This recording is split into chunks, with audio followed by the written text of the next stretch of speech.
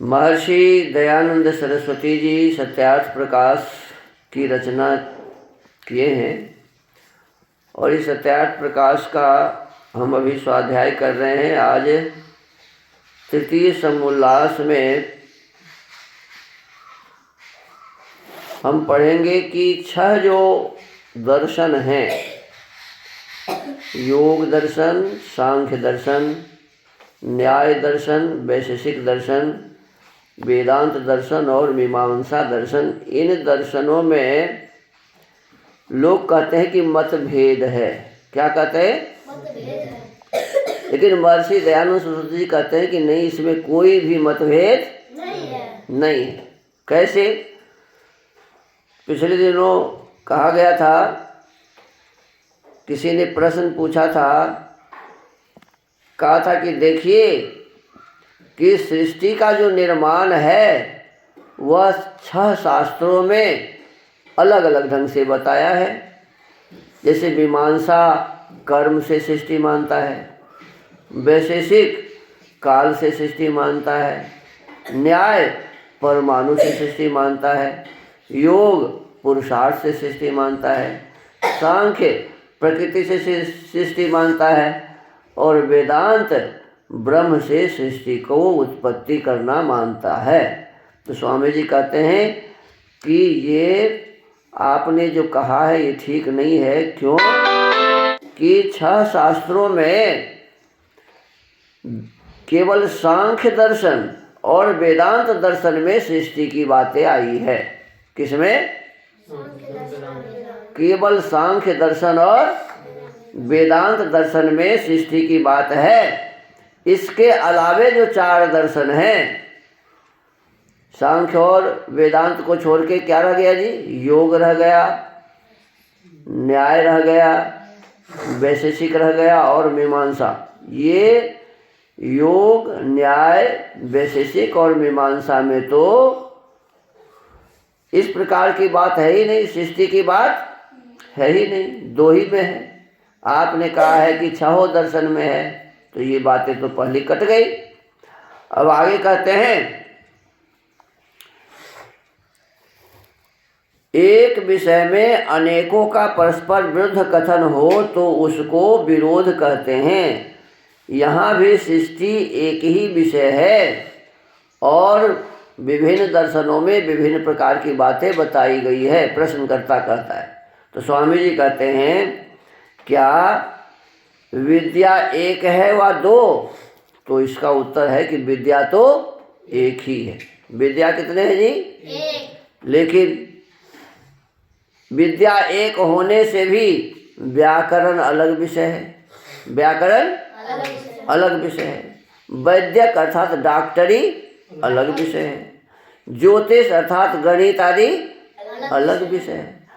तो जैसे विद्या तो एक है, लेकिन उसमें व्याकरण, वैद्यक शास्त्र, ज्योतिष शास्त्र, गणित आदि कहते हैं भिन्न भिन्न विषय क्यों है? जैसा एक विद्या में अनेक विद्या के अवयवों का एक दूसरे से भिन्न प्रतिपादन होता है, वैसे ही सृष्टि विद्या के भिन्न भिन्न 6 अवयवों का 6 शास्त्रों में प्रतिपादन करने से इनमें कुछ भी विरोध नहीं है। 6 शास्त्र हैं और 6 शास्त्रों में 6 बातें बताई गई है। 6 प्रकार की विद्या है, विषय है। विद्या तो एक ही है, उसमें 6 प्रकार का विषय है। वे कहते हैं 6 शास्त्रों में प्रतिपादन करने से इनमें कुछ भी विरोध नहीं है। जैसे घड़े के बनाने में एक घड़ा है। क्या है जी? घड़ा समझ रहे हैं आप? जिसमें पानी रखते हैं, मटका। मटका और घड़ा में थोड़ा सा अंतर है। मटका बड़ा होता है, घड़ा थोड़ा छोटा होता है। घड़ा का आकार अलग होता है, मटके का आकार अलग होता है, लेकिन दोनों मिट्टी का ही है। तो इसमें कहते हैं जैसे घड़े के बनाने में क्या क्या लगा? काम करना पड़ा। मिट्टी सानने में काम करना पड़ा कि नहीं? चाक चलाने में काम करना पड़ा कि नहीं? तो इसको कहते हैं कर्म। क्या कहते हैं जी? एक घड़े के बनाने में काम भी करना पड़ा, कर्म हुआ, फिर समय भी लगा। समय लगा कि नहीं लगा? यदि घड़ा बनाएंगे तो उसमें समय लगेगा कि नहीं लगेगा? 5 मिनट, 10 मिनट, 20 मिनट, 1 घंटा लगेगा ना जी? हाँ ना, बोलते नहीं आप लोग जी। तो उसमें समय भी लगा और काम भी करना पड़ा। फिर कहा कि मिट्टी भी लगा, बिना मिट्टी का बनेगा नहीं, तो मिट्टी भी लगा। फिर विचार भी करना पड़ा। अभी आप बोले ना कि एक घड़ा है और एक क्या बोले? मटका है। तो मटका बनाने का विचार अलग होगा और घड़ा बनाने का विचार अलग होगा कि नहीं होगा? कि एक के विचार से दोनों बन जाएगा? अलग विचार होगा। मटका बनाने के समय में विचार अलग होगा और घड़ा बनाने के समय में अलग होगा। और छोटा छोटा जो बनते हैं, एक मटकूर होता है छोटा छोटा, एक सरवा होता है, तो सब अलग अलग विचार से बनेंगे ना। जैसा विचार मन में आएगा वैसा पदार्थ बनेगा। क्या जी? तो ये कहते हैं कि उसमें विचार भी करना पड़ा। और फिर कहे कि संयोग भी हुआ, माने जोड़ा भी। संयोग नहीं हुआ, मिट्टी का पानी का मिलना, संयोग माने संयोग भी हुआ। अब वियोग भी हुआ। जब वो बन जाता है तो उसको ऐसे रस्सी से काट देते हैं, तब ना अलग होता है। तो वियोग भी हुआ। तो क्या हो गया? इसमें कार्य भी करना पड़ा, समय भी लगा, मिट्टी भी लगा, विचार भी करना पड़ा, संयोग भी हुआ और वियोग भी हुआ। वियोगादि का पुरुषार्थ प्रकृति के गुण और कुम्हार कारण है। प्रकृति के भी गुण और कुम्हार, जो बनाने वाला है, बनाने वाला ना हो तो बन जाएगा।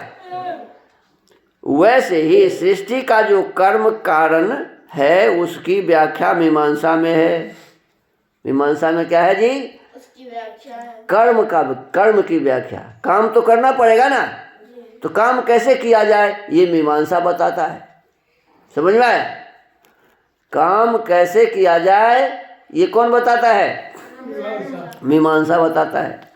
समय की व्याख्या वैशेषिक दर्शन में है। समय की व्याख्या, समय क्या है इसके संबंध में यदि विशेष जानना है तो किससे पता चलेगा जी? वैशेषिक दर्शन से पता चलेगा। फिर कहा कि उपादान कारण क्या है? तो उपादान कारण की व्याख्या न्याय में है। उपादान कारण की व्याख्या न्याय दर्शन में है। फिर कहते हैं पुरुषार्थ करने की व्याख्या योग दर्शन में। कैसे काम किया जाए यह पुरुषार्थ कहता है। तो पुरुषार्थ करने की मेहनत, परिश्रम, तो ये पुरुषार्थ करने की व्याख्या किस में है? योग दर्शन में है। फिर तत्वों के अनुक्रम से परिगणन की व्याख्या सांख्य में है। तत्वों के अनुक्रम से माने तत्वों को गिनना, क्या क्या कितने कितने संसार में पदार्थ हैं, तो तत्वों के अनुक्रम से परिगणन की व्याख्या माने गिनने की व्याख्या सांख्य में है, सांख्य दर्शन में। और निमित्त कारण जो बनाने वाला है, बनाने वाले को क्या कहते हैं जी? निमित्त कारण। जिससे बनता है वो है उपादान कारण। जिससे बनता है वो है। तो घड़ा किससे बनता है? मिट्टी से बनता है ना। तो मिट्टी हो गया उपादान कारण। और बनाता कौन है? कुम्हार। तो कुम्हार हो गया निमित्त कारण। कुम्हार क्या हो गया जी? और इस संसार को कौन बनाता है? ईश्वर। तो ईश्वर क्या हो गए? निमित्त कारण। क्या हो गया जी? तो कहते हैं इस निमित्त कारण की जो निमित्त कारण जो परमेश्वर है उसकी व्याख्या वेदांत शास्त्र में है। एक एक शास्त्र में एक एक विषय की व्याख्या की गई है। तो इसमें विरोध कहाँ है? स्वामी जी कहते हैं कि इसमें कोई विरोध नहीं है। सभी शास्त्र एक ही विषय वस्तु को बताता है। किसको? विद्या को। किसको बताता है? विद्या को। शास्त्र में इससे कुछ भी सृष्टि को बताता है कि सृष्टि बनने में ये सब कारण है। इससे कुछ भी विरोध नहीं। जैसे वैदिक शास्त्र में निदान, माने वैदिक शास्त्र में क्या है जी, डॉक्टरी पढ़ने वाला जो किताब है उसमें क्या बताया गया है कि बुखार को कैसे छुड़ाया जाए, बीमारी को कैसे, तो इसी को कहते हैं निदान। फिर कहते हैं चिकित्सा, औषधिदान और पथ्य के प्रकरण भिन्न भिन्न कथित हैं। सब में अलग अलग है ना चिकित्सा, अलग अलग क्या कहते हैं उसमें औषधि दिया जाता है, सब में एक ही औषधि दिया जाता है क्या, पथ्य भी अलग अलग है। किसी में कहेगा खिचड़ी खाओ, किसी में कहेगा रोटी खाओ। पेट खराब है तो खिचड़ी, पेट खराब में रोटी खाएगा, पेट खराब में क्या होगा, खिचड़ी खाओ। और यदि सर्दी जुकाम हो गया तो रोटी खाओ। वैसे ही सृष्टि के कहते हैं पथ्य के प्रकरण भिन्न भिन्न कथित हैं, परंतु सबका सिद्धांत रोग की निवृत्ति है कि नहीं। अलग अलग पथ्य है लेकिन उद्देश्य क्या है, इसके माध्यम से जो बीमार है वह स्वस्थ हो जाए। तो जैसे रोग की निवृत्ति उसका मुख्य उद्देश्य है, वैसे ही सृष्टि के 6 कारण हैं। सृष्टि के 6 कारण हैं। इनमें से एक एक कारण की व्याख्या एक एक शास्त्रकार ने की है, इसलिए इसमें कुछ भी विरोध नहीं। इसकी विशेष व्याख्या सृष्टि प्रकरण में आगे कहेंगे। सृष्टि प्रकरण इसी किताब में 8वें अध्याय में है। किसमें है जी, 8वें समोल्लास में। आप लोग पढ़ते हैं ना 8वें समोल्लास में क्या है, जगत की उत्पत्ति स्थिति और प्रलय। तो उसमें कहते हैं कि इसके संबंध में विशेष चर्चा होगी। अभी तो कुछ थोड़ा सा बता दिया गया। तो हमको आपको ये नहीं समझना चाहिए कि सृष्टि के बनने में सभी शास्त्रों में अलग अलग बातें बताई गई है। सब ने किसी एक एक विषय का प्रतिपादन किया है और सबको मिला के सृष्टि बनती है। समझ में आया। तो आज के इस सत्यार्थ प्रकाश के स्वाध्याय को यहीं विराम देते हैं। ओम।